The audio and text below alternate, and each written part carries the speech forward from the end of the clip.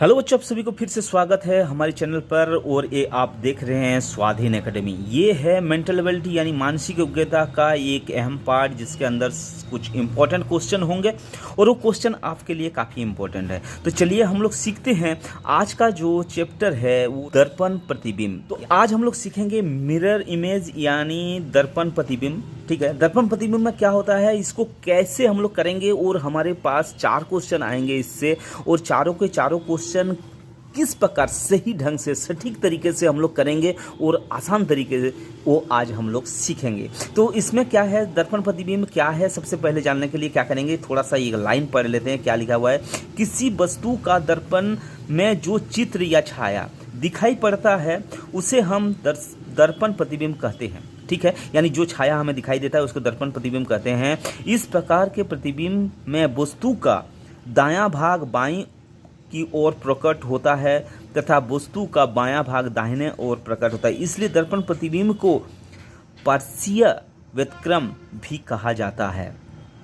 ठीक है ना, इसको आपको ध्यान रखना है। क्या होता है, लेफ्ट जो चीज़ है वो राइट में चला जाता है, राइट वाला चित्र क्या होता है, लेफ्ट में चला जाता है। तो दर्पण प्रतिबिंब के संबंध में कुछ ध्यान देने वाली बात, यानी दर्पण प्रतिबिंब की जब हम लोग करेंगे क्वेश्चन, तो उसमें कुछ चीज़ का ध्यान, कुछ पॉइंट का ध्यान देना है। क्या क्या पॉइंट का ध्यान देना है, वो सबसे पहला पॉइंट जो है, दर्पण प्रतिबिंब में वस्तु की आकृति ऊपर और नीचे, ऊपर एवं नीचे का भाग संदेह है ना, हमेशा स्थिर या अपरिवर्तित रहता है। यानी नीचे का हिस्से नीचे में और ऊपर का हिस्से ऊपर में हमेशा रहता है। इस चीज़ का ध्यान रखना है। क्या है, ऊपर का हिस्सा ऊपर में, नीचे का हिस्सा नीचे में। उसके बाद दूसरी पॉइंट क्या हो जाएगा, दर्पण प्रतिबिंब में वस्तु का आकृति का दायां भाग बायां स्थिति पर परिवर्तन हो जाता है। इसको पार्श्वीय, अभी हम लोग बात किए थे, पार्श्वीय व्युत्क्रमण कहते हैं इसको। ठीक है, उसके बाद क्या होता है, दर्पण में दिखाई देने वाली प्रतिबिंब मूल आकृति या वस्तु का समरूप होता है, जिससे दर्पण को हम समरूप अक्ष मान लेते हैं। यानी क्या होता है,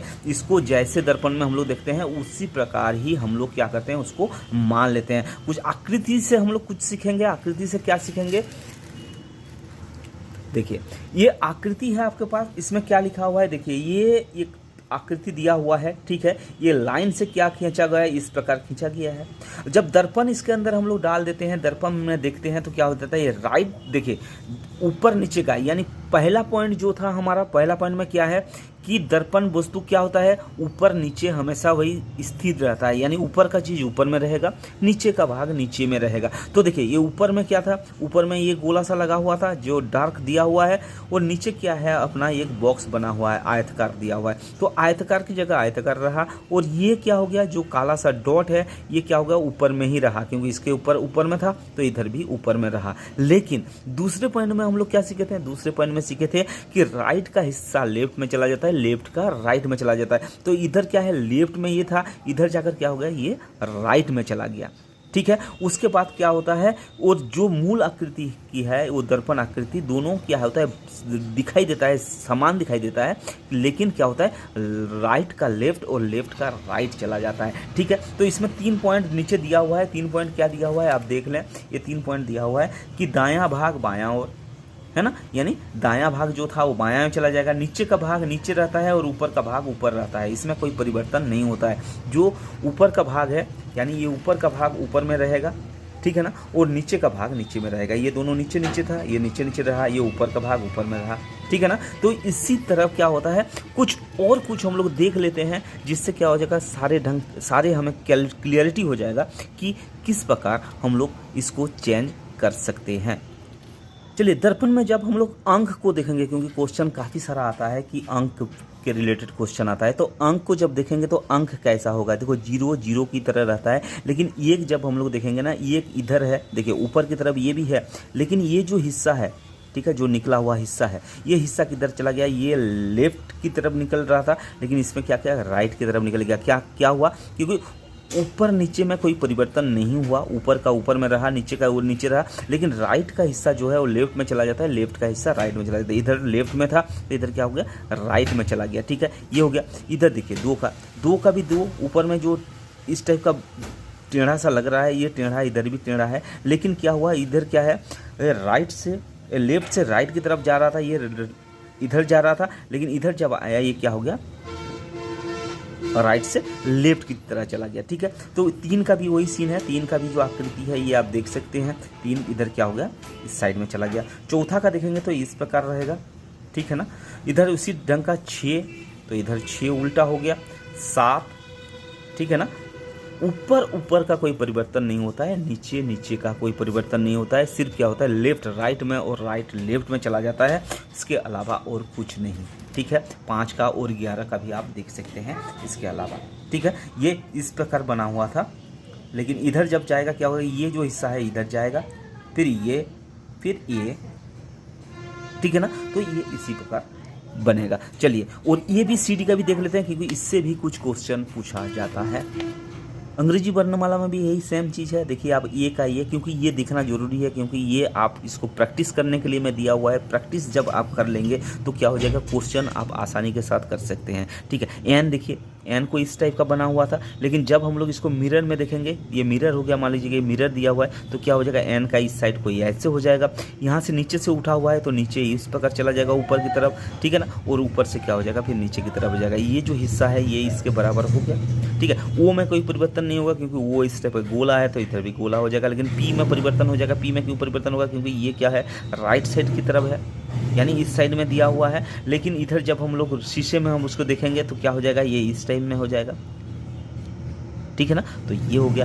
क्यू का भी वही हिस्सा है। क्यू में जब हम लोग इसको क्या करेंगे, शीशे में या देखेंगे तो क्या हो जाएगा, क्यू में गोल तो गोल रहेगा, लेकिन ये जो डंडा दिया हुआ है ये राइट की तरफ दिया हुआ था, लेकिन इधर जाकर क्या हो जाएगा, लेफ्ट हो जाएगा। नहीं, राइट का लेफ्ट और लेफ्ट का राइट हो जाएगा। ये प्रैक्टिस आप कर लीजिए, आपको क्या हो जाएगा, जितना भी क्वेश्चन हम लोग करेंगे सारा क्वेश्चन क्या हो जाएगा, आसान हो जाएगा। तो चलिए एक आध क्वेश्चन हम लोग देख लेते हैं, उसके बाद हम लोग क्या करेंगे, चैप्टर को हम लोग लगातार 10 क्वेश्चन करेंगे। 10 क्वेश्चन करेंगे, 10 क्वेश्चन में सीखेंगे कि कौन सा आकृति किस प्रकार के आकृति में परिवर्तित हो रहा है। अगर आपको वीडियो अच्छा लग रहा है तो लाइक आप जरूर कीजिएगा, और आप अगर हमारे चैनल में नए हैं तो सब्सक्राइब करना ना भूलिएगा। सब्सक्राइब के साथ साथ बेल आइकन जरूर दबाइएगा, क्योंकि इस टाइप के वीडियो जब भी अपलोड होगा वो आपके पास नोटिफिकेशन पहुंचे। तो पहले जो क्वेश्चन है वो क्या है, ये एक आकृति दिया हुआ है। इस आकृति में क्या है, दर्पण इस साइड में लगा हुआ है, यानी शीशे इस साइड में लगा हुआ है, मिरर इस साइड में लगा हुआ है। तो इस पिक्चर का कैसे होगा, तो सबसे पहले क्या हो जाएगा, इसके साथ आप देखेंगे, इसके साथ ये जो आकृति दिया हुआ है, यानी ये वाला और ये वाला, ये क्या हो जाएगा, इसी साइड में ही हो जाएगा, है ना, इस साइड में हो जाएगा। यानी सबसे पहले क्या हो जाएगा, ये साइड में हो जाएगा। और ये जो आकृति दिया हुआ है इधर दिया हुआ है, तो ये क्या हो जाएगा, इस साइड में इस प्रकार का हो जाएगा। और नीचे वाला क्या हो जाएगा, नीचे वाला भी इसी प्रकार का रहेगा। नीचे वाला में क्या है, इस साइड में दिया हुआ है, तो इसको इस साइड से स्टार्ट हो जाएगा। पहली बात तो ये दोनों को देखना है, कहाँ कहाँ है और कहाँ कहाँ नहीं है। तो देखिए इस आकृति में भी है 2 आकृति इधर इधर, ठीक है ना, लेकिन इसमें भी है, इसमें भी है, इसमें नहीं है। तो सबसे पहले तो इसको आप निकाल कर बांध दे दीजिए, ये तीनों में से कोई चीज़ होगा। इसमें लाइन सीधे नहीं है, इसमें लाइन सीधे दिया हुआ है, तो ये भी आकृति नहीं हो सकता। अब देखिए ये दोनों में कौन सा में मैकअप हो रहा है।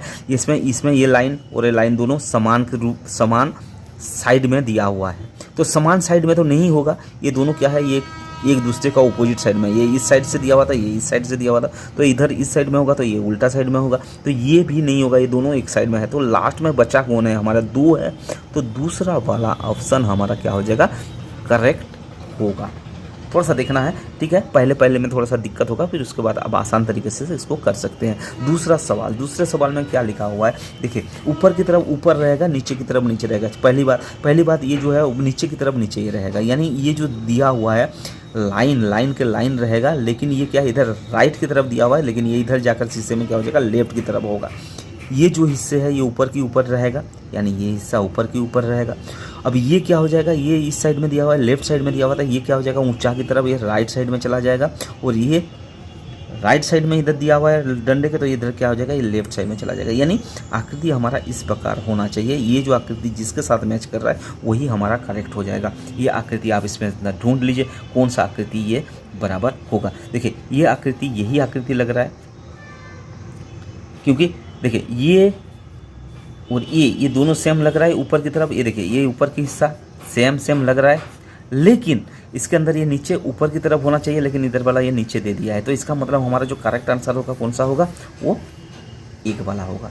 ठीक है ना, आसान है, सिर्फ ध्यान से इसको क्या करना है। ऊपर वाला ऊपर में रहेगा, नीचे वाला नीचे रहेगा, लेफ्ट राइट में चला जाएगा, राइट लेफ्ट में चला जाएगा। सिर्फ इसी चीज़ को ध्यान देना है। तीसरा क्वेश्चन और चौथा क्वेश्चन आपके सामने दोनों एक साथ होंगे।